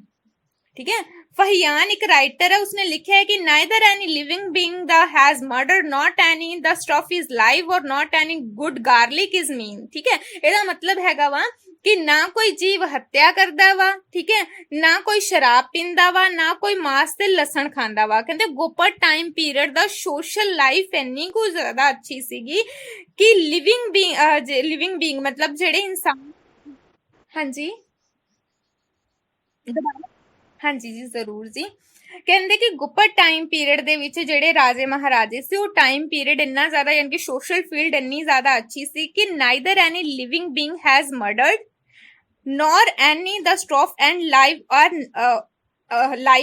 and nor any good garlic is mean। ਮਤਲਬ ਕਿ ਨਾ ਕੋਈ ਜੀਵ ਹੱਤਿਆ ਕਰਦਾ ਵਾ, ਨਾ ਕੋਈ ਸ਼ਰਾਬ ਪੀਂਦਾ ਵਾ, ਨਾ ਕੋਈ ਮਾਸ ਤੇ ਲਸਣ ਖਾਂਦਾ ਵਾ। ਠੀਕ ਹੈ, ਗਾਰਲਿਕ ਮਤਲਬ ਲਸਣ, ਜਿੱਦਾਂ ਤੁਹਾਨੂੰ ਪਤਾ ਹੀ ਹੋਏਗਾ। ਠੀਕ ਹੈ, ਤਾਂ ਇਸ ਤਰ੍ਹਾਂ ਕਹਿੰਦੇ ਕਿ ਕੁਝ ਵੀ ਇਦਾਂ ਦੇ ਲੋਕ ਨਹੀਂ ਹੈਗੇ। ਕਹਿੰਦੇ ਹਾਂ ਕੁਝ ਲੋਕ ਇਦਾਂ ਦੇ ਸੀਗੇ, ਉਹ ਅਗਰ ਤੁਸੀਂ ਲਿਖਣਾ ਹੈ ਤਾਂ ਇਸ ਵਿੱਚ ਲਿਖ ਸਕਦੇ ਹੋ, ਵੈਸੇ ਤੁਹਾਡੀ ਇਨਫੋਰਮੇਸ਼ਨ ਦੇ ਲਈ ਜ਼ਰੂਰੀ ਹੈਗੀ ਆ ਕਿ ਕੇਵਲ ਚੰਡਾਲ ਮਤਲਬ ਓਨਲੀ ਚੰਡਾਲ, ਇਹ ਇੱਕ ਕਿਸਮ ਦੇ ਲੋਕ ਹੀ ਹੈਗੇ ਨੇ, ਇੱਕ ਕਿਸਮ ਦੀ ਜਾਤੀ ਹੈਗੀ ਆ, ਇੱਕ ਕਿਸਮ ਦੀ ਚੰਡਾਲ। ਕਹਿੰਦੇ ਜਸਟ ਉਹੀ ਜਿਹੜਾ ਹੈਗਾ ਵਾ ਬਰਡਸ ਤੇ ਐਨੀਮਲਸ ਨੂੰ ਮਾਰ ਕੇ ਖਾ ਜਾਂਦੇ ਸੀ, ਮਰਡਰ ਕਰ ਦਿੰਦੇ ਸੀ।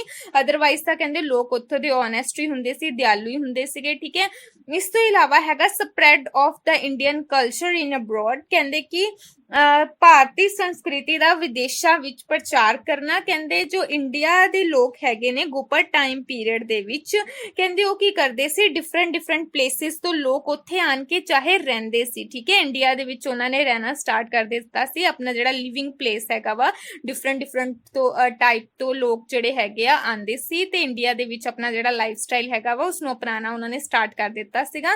ਕਹਿੰਦੇ ਲੋਕ ਕਿਹੜੇ ਕਿਹੜੇ ਆਏ ਸੀਗੇ, ਕਹਿੰਦੇ ਬਾਲੀ ਲੋਕ ਆਏ ਸੀਗੇ, ਬੋਰਨੀਓ ਲੋਕ ਆਏ ਸੀਗੇ। ਅਗਰ ਤੁਹਾਨੂੰ ਇਹ ਵਰਡ ਔਖੇ ਲੱਗਦੇ ਆ ਨਾ, ਤੁਸੀਂ ਲਿਖ ਲੈਣਾ ਏਸ਼ੀਆ ਤੋਂ ਲੋਕ ਆਏ ਸੀ, ਠੀਕ ਹੈ।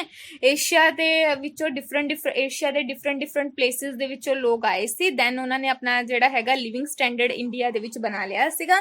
ਸੋ ਕਹਿੰਦੇ ਕਿ ਇੰਡੀਆ ਦੇ ਵਿੱਚ ਜਿੰਨੇ ਵੀ ਤਿਉਹਾਰ, ਜਿੰਨੇ ਵੀ ਫੈਸਟੀਵਲ ਮਨਾਏ ਜਾਂਦੇ ਸੀਗੇ, ਕਹਿੰਦੇ ਲੋਕਾਂ ਤੇ ਇੰਨਾ ਇੱਕ ਇਫੈਕਟ ਪਿਆ ਕਿ ਚਾਹੇ ਉਹ ਡਿਫਰੈਂਟ ਪਲੇਸਿਸ ਤੋਂ ਆਏ ਸੀ, ਲੇਕਿਨ ਉਹਨਾਂ ਨੇ ਜਿਹੜਾ ਹੈਗਾ ਵਾ ਇੰਡੀਆ ਦੇ ਵਿੱਚ ਜਿਹੜੀਆਂ ਵੀ ਚੀਜ਼ਾਂ ਸੀਗੀਆਂ ਉਹੀ ਅਪਣਾਉਣੀਆਂ ਸਟਾਰਟ ਕਰ ਦਿੱਤੀਆਂ ਸੀਗੀਆਂ, ਠੀਕ ਹੈ।